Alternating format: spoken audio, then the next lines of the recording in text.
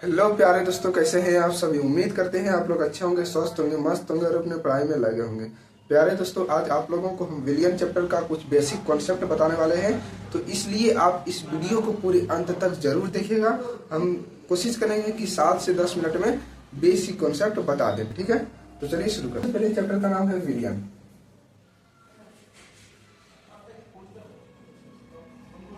विलियन, ठीक है, जिसको हम इंग्लिश में सॉल्यूशन करते हैं, सॉल्यूशन करते हैं, ठीक है। तो विलियन क्या आता है, इससे पहले हम कुछ बेसिक बात कर लेते हैं। जैसे कि हो गया पदार्थ है, ठीक है, तो उसके बाद हम चैप्टर पर आएंगे, ठीक है। तो सबसे पहले आप समझिएगा कि पदार्थ, ठीक है, पदार्थ जिसको हम द्रव्य भी कहते हैं, ठीक है। द्रव्य और द्रव्य में अंतर होता है, ठीक है। तो द्रव्य, देखिए, द्रव्य जो होता है ये इसका, इस द्रव्य का मतलब होता है पदार्थ, यानी मैटर, यानी जिस चीज, जितना भी दुनिया में पदार्थ, जितना भी वस्तु है दुनिया में सभी पदार्थ है।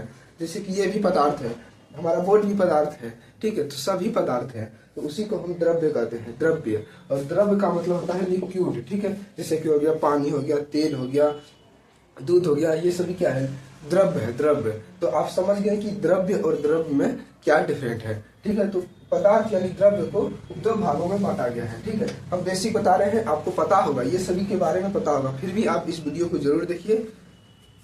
तो यहाँ होता है शुद्ध पदार्थ, शुद्ध पदार्थ, और यहाँ होता है अशुद्ध पदार्थ, ठीक है, अशुद्ध पदार्थ, ठीक है। शुद्ध पदार्थ में कौन कौन से आते हैं, तो तत्व और यौगिक आते हैं। कौन सा, तो तत्व और यौगिक, ठीक है, तत्व और यौगिक आता है, यौगिक, ठीक है। और अशुद्ध पदार्थ में आप मिश्रण कर सकते हैं, ठीक है। अशुद्ध पदार्थ में क्या आता है, तो मिश्रण आता है, मिश्रण।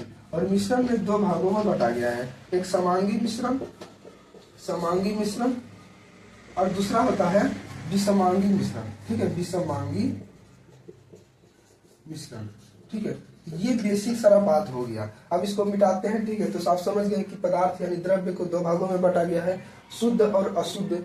शुद्ध को 2 भागों में, तत्व और यौगिक, जितना भी, जैसे कि हाइड्रोजन हो गया, हीलियम, लिथियम, बेरिलियम, बोरॉन, ये सभी क्या है, तो ये सभी तत्व है। और यौगिक क्या है, जैसे H2O, HCl, जैसे कि H2 हो गया, HCl हो गया, HNO3 हो गया, CH4 हो गया, ये सभी क्या है, ये सभी यौगिक है। और मिश्रण में क्या होता है, तो मिश्रण में जितना भी चीजें, जैसे कि पानी और तेल का मिश्रण, ठीक है, पानी और तेल का मिश्रण, दूध और पानी का मिश्रण, कंकड़ और चावल का मिश्रण, तो ये सभी क्या है, तो मिश्रण है। एक समांगी मिश्रण होता है, एक विषमांगी मिश्रण होता है। समांगी मिश्रण होता है कि जिसके अवयव समान मात्रा में फैला होता है, उसी को हम समांगी मिश्रण कहते हैं।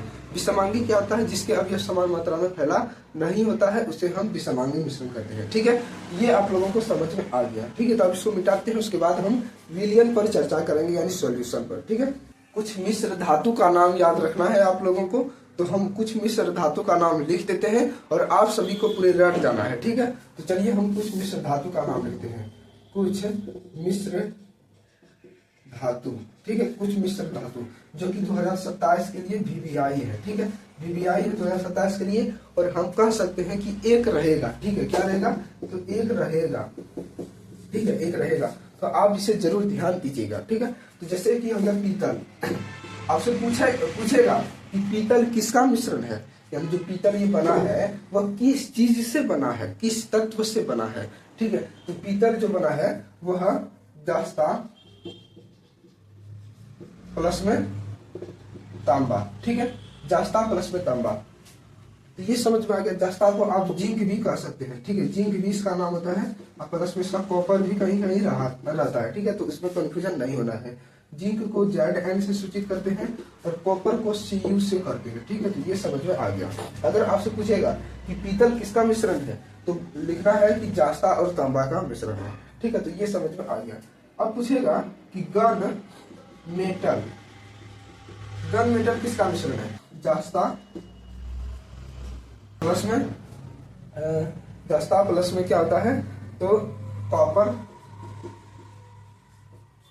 ठीक है, जस्ता कॉपर टीन, ठीक है। तो ये सभी का मिश्रण है, जस्ता कॉपर और टीन का मिश्रण है, समझ में आ गया। यानी गन मेटल जो है वह जस्ता कॉपर और टीन का मिश्रण है। और बात करते हैं जैसे कि स्टील हो गया, ठीक है, स्टील हो गया। स्टील किसका मिश्रण है, तो स्टील मिश्रण है लोहा का, प्लस में क्या आता है, का मिश्रण है, ठीक है, लोहा और कार्बन का मिश्रण है। कौन? तो स्टील लोहा और कार्बन का मिश्रण है। अगर बात करते हैं स्टेनर स्टील, ठीक है, स्टेनलेस स्टील, इसका मिश्रण है। तो कॉपर हो जाता है, इसका कॉपर हो जाता है, कार्बन हो जाता है, और उसके बाद लोहा हो जाता है और निकेल हो जाता है। ठीक है, तो ये सभी ध्यान में रखना है। ठीक है, तो स्टेनर स्टील किसका मिश्रण है? तो कॉपर, कार्बन और लोहा और निकेल का मिश्रण है। ठीक है, और बात कर दे कि जैसे कि हो गया कांसा, कांसा, ठीक है, कांसा लिखे नहीं लिखे? तो कांसा किसका मिश्रण है? कांसा मिश्रण है कॉपर का, टीन का। ठीक है, कॉपर और टीन का मिश्रण है कांसा। ठीक है, ये आप सभी को, जैसे कि आपसे पूछेगा मुद्रा धातु किसका मिश्रण है? तो मुद्रा धातु है क्या बोलते हैं उसको? सोना, चांदी और लोहा का मिश्रण है। ठीक है, मुद्रा धातु, मुद्रा धातु सोना, चांदी और लोहा का। ठीक है, ये सभी ध्यान में रखना है, जो कि काफी ज्यादा इंपॉर्टेंट है और हमको उम्मीद है कि यह बोर्ड एग्जाम में पूछा जाएगा, तो इसलिए आप इसे जरूर ध्यान में रखिएगा। ठीक है, तो चलिए अब हम बात करेंगे विलियन पर। ठीक है, इसको मिटाते हैं। विलियन क्या होता है? ठीक है, सॉल्यूशन क्या होता है? देखिए, विलियन एक भाषा में समझिए कि जब दो या दो से अधिक पदार्थ को, ठीक है, दो या दो से अधिक पदार्थ क्या होगा, जैसे कि एग्जाम्पल के तौर पर हम समझाते हैं, जैसे कि यह एक कोई बर्तन हो गया, बीकर हो गया, और इसमें हम पानी डाल दिए। क्या डाल दिए?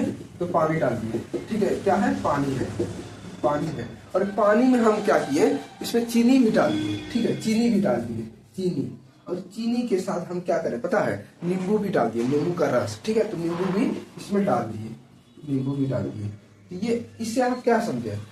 इससे आप यही समझे कि एक बीकर था। ठीक है, क्या था? एक बीकर था, उस बीकर में हम पानी भी मिलाए, चीनी भी मिलाए, नींबू भी मिलाए, यानी कि ये तीनों तत्व का मिश्रण हो गया, ये तीनों एलिमेंट का मिश्रण हो गया। तो आप समझ गए कि मिश्रण किसे कहते हैं, यानी विलियन किसे कहते हैं?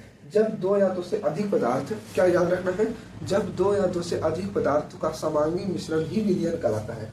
क्या कहलाता है? विलियन कहलाता है। फिर से समझिए, जब, या इस प्रकार समझिए, दो या दो से अधिक पदार्थों के मिश्रण को, ठीक है, के समांगी मिश्रण को विलियन कहते हैं। ठीक है, तो चलिए परिभाषा लिखते हैं। लिखना है, दो या दो से अधिक पदार्थों के समांगी मिश्रण को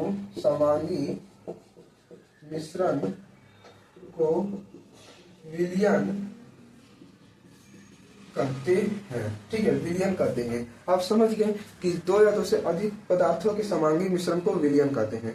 ठीक है, तो ये आप समझ गए। जैसे कि आप एग्जांपल के तौर पर ये ले सकते हैं, कोई बीकर हम लिए, उसमें हम पानी डालें, चीनी डालें और नींबू डालें, तो ये क्या हो गया? एक समांगी मिश्रण हो गया। ठीक है, तो ये आप समझ गए होंगे। अब नेक्स्ट चलते हैं, विलायक क्या होता है?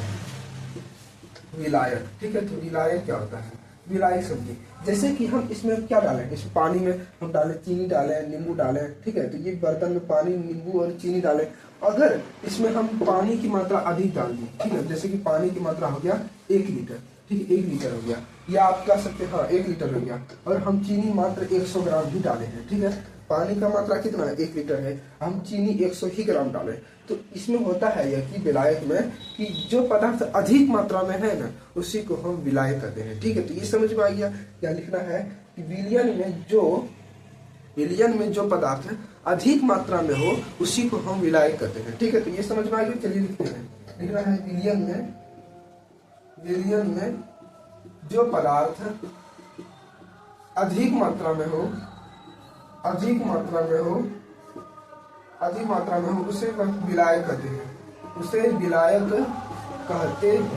तो ये समझ में आ गया। यानी जो पदार्थ अधिक मात्रा में हो, उसे विलायक कहते हैं। ठीक है, अब विलेय समझते हैं। ठीक है, विलेय समझते हैं। विलेय क्या होता है? ठीक है, तो विलेय क्या होता है? जैसे कि हम इसमें क्या डालें, 1 लीटर पानी डालें और 100 ग्राम चीनी डालें, और नींबू कितना है उसमें पता नहीं है। ठीक है, नींबू का बात हटा देते हैं, इसमें मेन रूप से दो ही बात करते हैं। ठीक है, 1 लीटर पानी और 100 ग्राम चीनी का।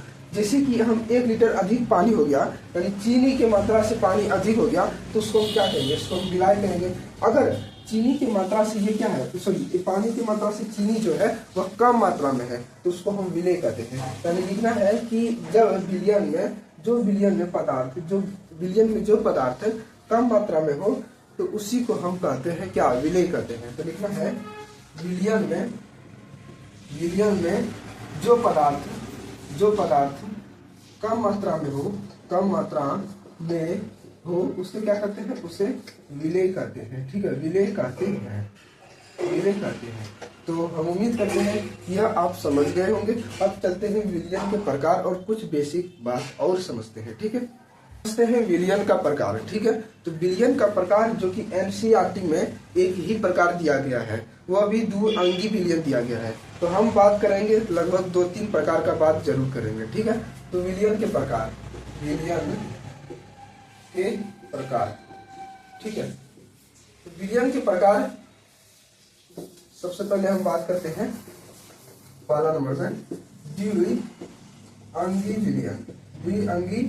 विलयन। ठीक है, द्विअंगी विलयन क्या होता है? तो द्विअंगी विलयन होता है कि वैसा विलयन जो 2 घटकों से बना होता है। घटक का मतलब क्या होता है? घटक का मतलब अवयव होता है। ठीक है, जो 2 अवयव से मिलकर बना होता है उसी को हम द्विअंगी विलयन कहते हैं। तो ठीक है, परिभाषा लिखते हैं कि वैसा विलयन जो केवल 2 घटकों से बना होता है।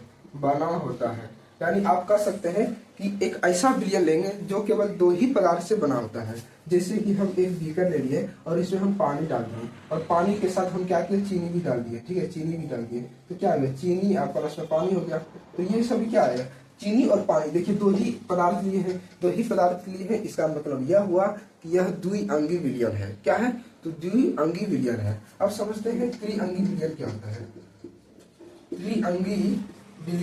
है। ठीक है, त्रिअंगी विलयन। तो त्रिअंगी विलयन क्या होता है? तो इसमें क्या बताना है आप लोगों को कि वैसा विलयन जो केवल 3 घटकों से बना होता है, 3 अवयव से बना होता है, उसी को हम त्रिअंगी विलयन कहते हैं। ठीक है, तो यहाँ हम शॉर्टकट में लिख देते हैं, आप समझ गए होंगे। जो केवल 3 घटकों से बना होता है त्रिअंगी विलयन कहते हैं, 2 घटकों से बना होता है द्विअंगी विलयन कहते हैं, और 4 घटकों से बना होता है उसे चतुरअंगी विलयन कहते हैं। ठीक है, तो 3 घटकों से